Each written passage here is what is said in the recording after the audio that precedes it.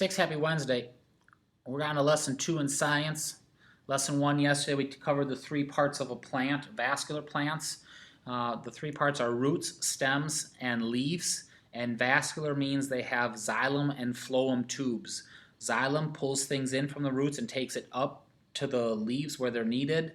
And phloem takes them from the leaves to the rest of the plants that need the sugar that they're making. Today we're going to talk about that process that happens. So we're going to answer the question, how do plants get and use energy?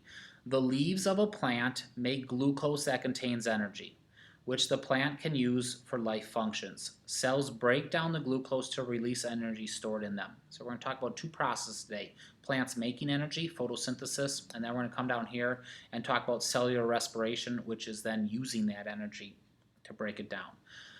If you walk through the forest in the spring, you might see many colors of flowers, but if you look at the leaves of many different plants, they are mostly green. What is so special about the color green? Leaves and other parts of plants are green because of chlorophyll. This is a green substance in the chloroplast of plant cells. So guys, number 1, chloroplast.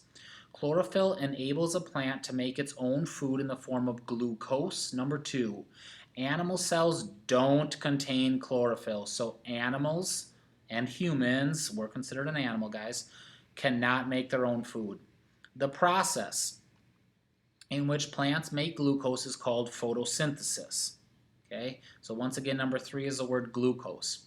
During photosynthesis, plants use sunlight, energy from the sun. They add carbon dioxide, number 4, from the air, and water to make glucose, their sugar that they need, and also number 4, the oxygen. In the process, energy is stored in the glucose. Plants and organisms that eat plants can use the glucose as a source of energy for all of life's processes. Photosynthesis can only take place in the presence of chlorophyll. The process of photosynthesis can be summarized with a math equation. You need carbon dioxide, you need water.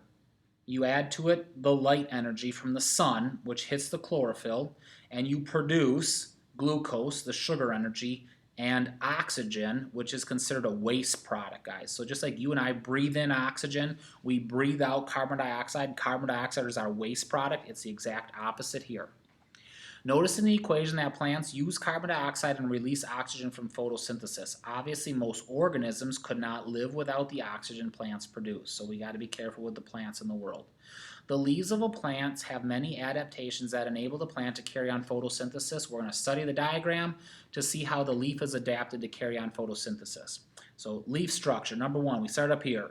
A waxy layer called the cuticle may cover a leaf and slow water loss down. So the job of this wax, guys, is kind of like the petroleum jelly, Vaseline, we talked about on Monday. If we seal it over, it's not supposed to let anything in and out. Now, Vaseline would be covering all of this with a thick wax layer. This is a very thin layer that's going to allow, we're going to see air and stuff in, guys.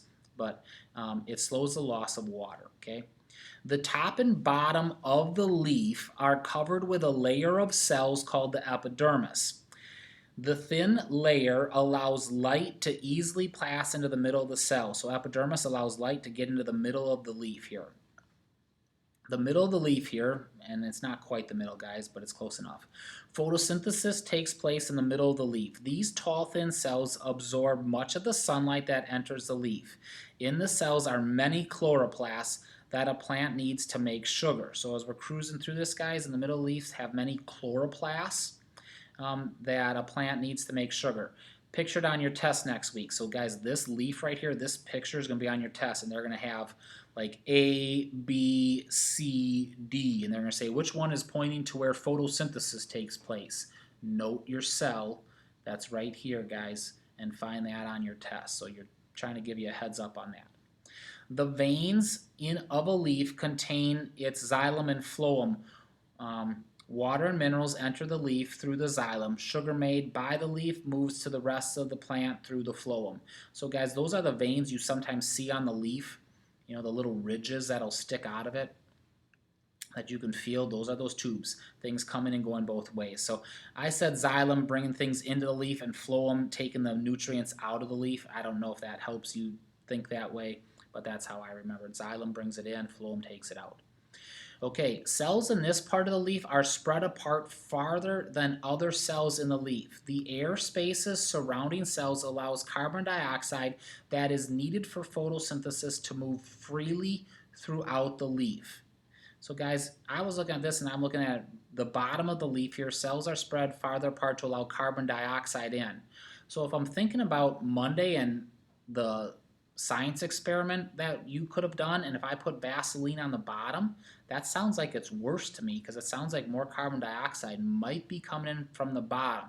So as your plant continues on with your experiment here and you go for another week of watching that, see if that might be a helpful hint to true. Most leaves have more stomata on the lower epidermis. Less light reaches under the leaf, so the lower part is cooler and less water then is lost through transpiration.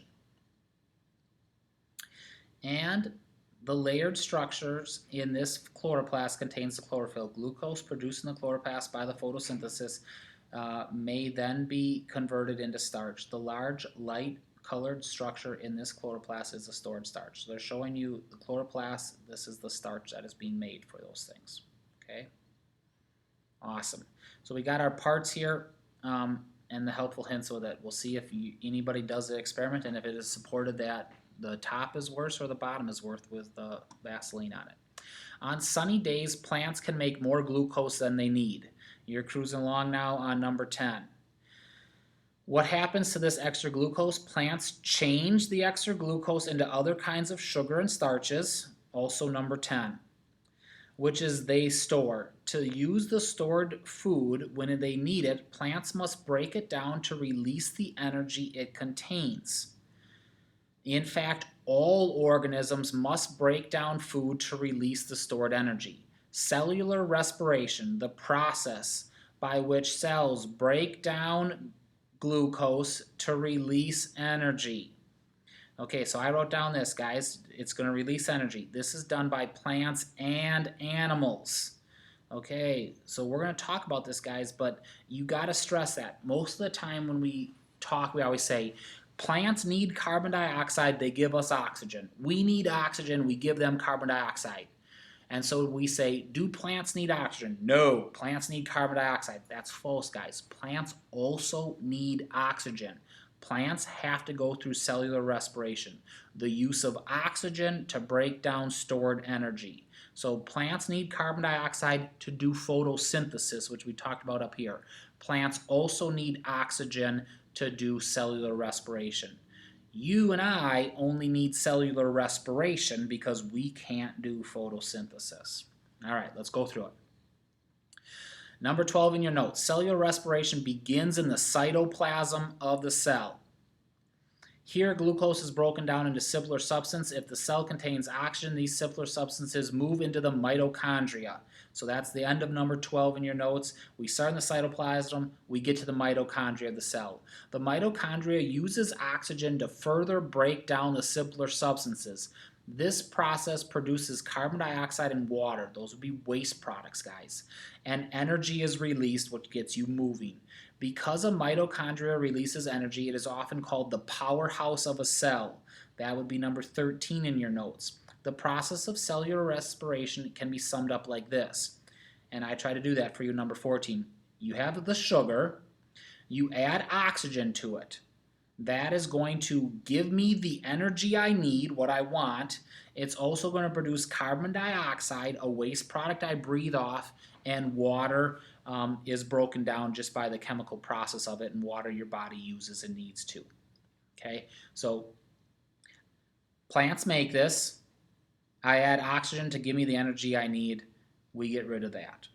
Okay, they're trying to show you that here with your big electron microscope scan of the mitochondria here, and it says takes place on the many folds of the mitochondria.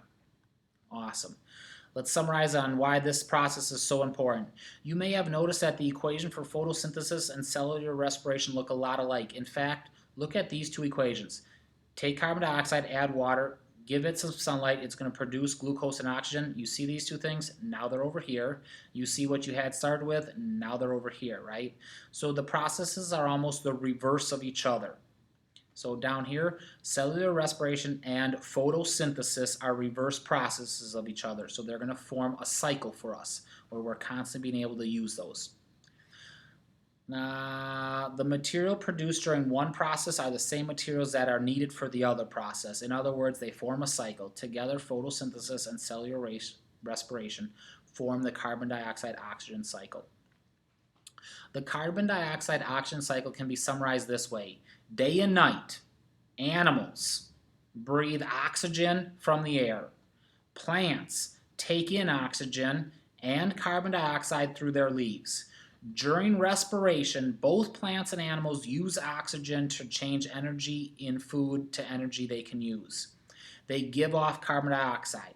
Plants use some of the energy and the carbon dioxide to produce more food and oxygen in the process of photosynthesis. The carbon dioxide-oxygen cycle assures that living things do not run out of oxygen or carbon that they need. So guys, as I'm summarizing up here, I say in oxygen carbon dioxide cycle, plants take in carbon dioxide and give off oxygen. You might want to write there in photosynthesis. Both plants and animals use oxygen and give off carbon dioxide in cellular respiration. So it's just a stress as I start to think about my science worksheets on asking me true-false questions. I wonder if they'd ask me, plants need oxygen. And I'd be tempted to say, no, false. Do they need carbon dioxide? No, they need oxygen too, guys. So don't get tricked by that.